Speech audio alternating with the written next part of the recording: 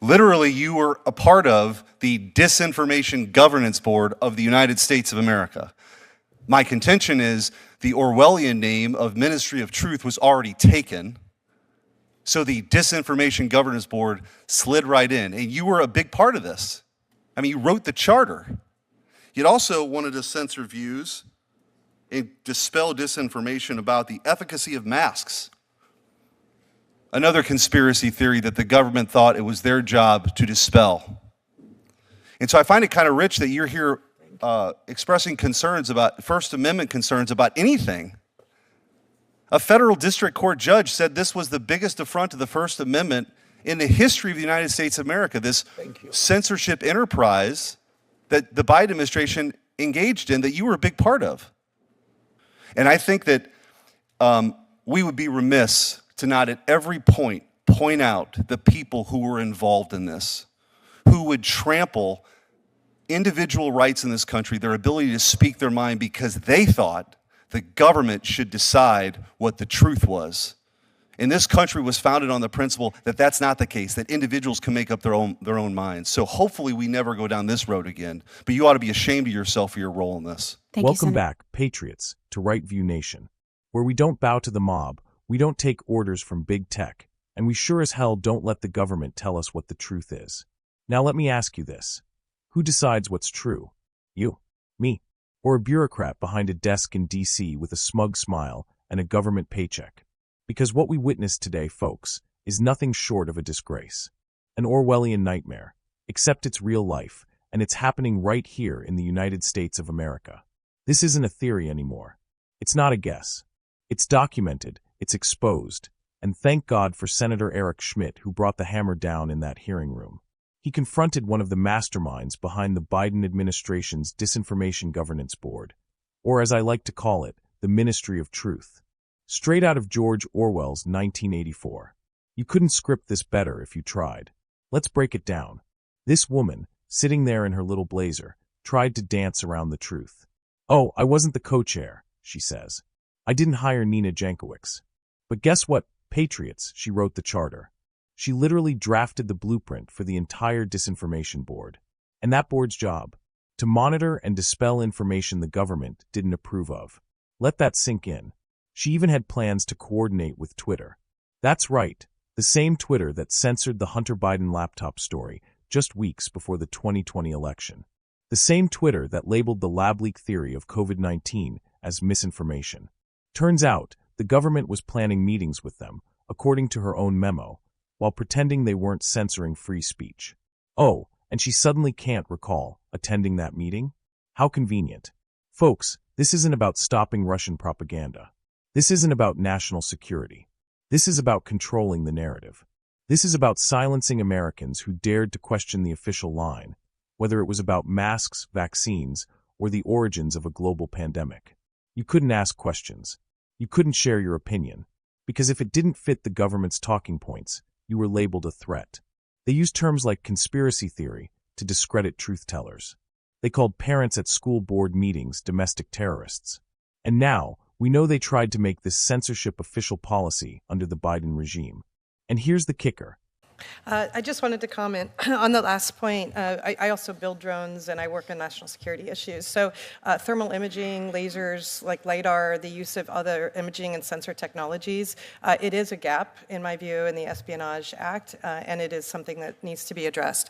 I also just wanted to add the border exception here because obviously along the border, case law is very strong in showing that there's an exception to warrant requirements along the border because of national interests within at least 20 miles of the border if it's contiguous with entering and leaving the United States. So, and then the third point is the military sites are precisely the kind of sensitive facility that should be subject to these types of provisions. But that's very different from, every public library, right, or every other federal facility across the board, which is why that tailoring actually would matter for Fourth Amendment purposes, with exceptions built in for certain sites as well as along the border itself. Thank you, Mr. Chairman. Senator Schmitt. Thank you, Mr. Chairman. And I would note that a couple of witnesses has brought up some of the potential First Amendment concerns related to drones and monitoring activities. And Ms. Daskell mentioned specifically that she wanted to make sure she was ensuring people could engage in First Amendment protected activity. And it's this sort of line of question I'd like to pursue with you. Did you, in your time at DHS, co-chair the Biden administration's Disinformation Governance Board? No, I was not the co-chair of the governance. Did you write the charter? In my time at DHS, I was the acting general counsel at DHS. Well, I have a memo here from you with a couple things that we're going to get into, but you wrote the charter, correct?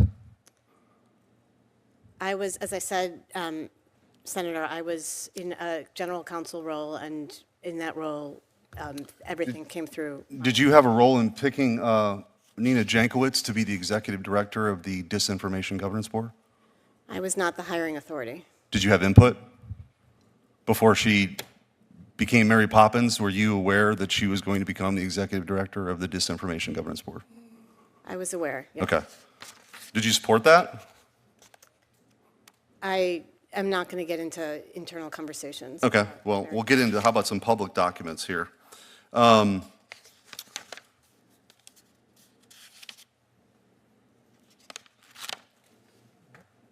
Let's just get into the memo that you authored.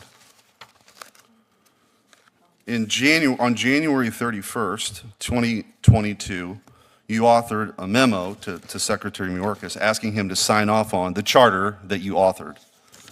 In that charter, there's a few things that you were trying to address, to dispel as relates to misinformation or disinformation relating to the origins and effects of COVID-19. Is your position that it would have been appropriate for the government to work with social media companies to censor points of view that maybe COVID-19 originated in China? Senator, it's my view that it's not appropriate for the government to censor any points of view. Literally, you were a part of the Disinformation Governance Board of the United States of America. My contention is the Orwellian name of Ministry of Truth was already taken, so the Disinformation Governance Board slid right in, and you were a big part of this. I mean, you wrote the charter. You'd also wanted to censor views and dispel disinformation about the efficacy of masks. Another conspiracy theory that the government thought it was their job to dispel. And so I find it kind of rich that you're here expressing concerns about First Amendment concerns about anything. A federal district court judge said this was the biggest affront to the First Amendment in the history of the United States of America, this censorship enterprise that the Biden administration engaged in that you were a big part of. I want to ask you also about, in that memo that you wrote, attached to the charter, there is a proposed time schedule with Twitter. For April 28th, 2022, you were going to meet with Twitter executives, including Yoel Roth, who by the head of site integrity, to discuss, it's noted that Nick and Yoel both know the Disinformation Governance Board Director Nina Jankowicz, and the purpose was for them to become more involved with the Disinformation Governance Board analytic. Were you at that meeting? I do not recall that meeting. You don't recall? Well, it turns out that Twitter actually became very involved in your efforts, didn't they? I was not engaged with Twitter on these efforts. Okay. Well, they were engaged in helping dispel the Hunter Biden laptop as, quote unquote, a hack and leak, Russian hack and leak operation, which was cited, by the way, in the charter of things to address. COVID-19 conspiracy theories. I just think they don't have a lot of time, and we could do a whole hearing on this. But as Missouri's Attorney General, I happen to bring the lawsuit Missouri versus Biden, which is why I'm so familiar with your efforts. And I think that we would be remiss to not at every point out the people who were involved in this, who would trample individual rights in this country, their ability to speak their mind because they thought the government should decide what the truth was. And this country was founded on the principle that that's not the case, that individuals can make up their own minds. So hopefully we never go down this road again. But you ought to be ashamed of yourself for your role in this. Thank you, Senator Schmitt. Senator Corn. So this topic caused the events of July the 13th, 2024 to come to mind. A federal judge called it the greatest First Amendment violation in American history. That's not a fringe opinion. That's not a take. That's a ruling from a federal bench. And this woman, this bureaucrat, played a major role in that. She should be ashamed, but instead, she came to that hearing smug, evasive, and unapologetic. Yes, Senator. Say it louder. Because this is the fight for the soul of America. If we lose the ability to speak our minds, to question power, to debate, and to challenge, then we lose everything. The government does not have the right to dictate the truth. It does not have the authority to silence dissent. This is America, not China, not North Korea, not the old Soviet Union. If the Biden administration thinks it can outsource censorship to big tech and call it safety, they've got another thing coming.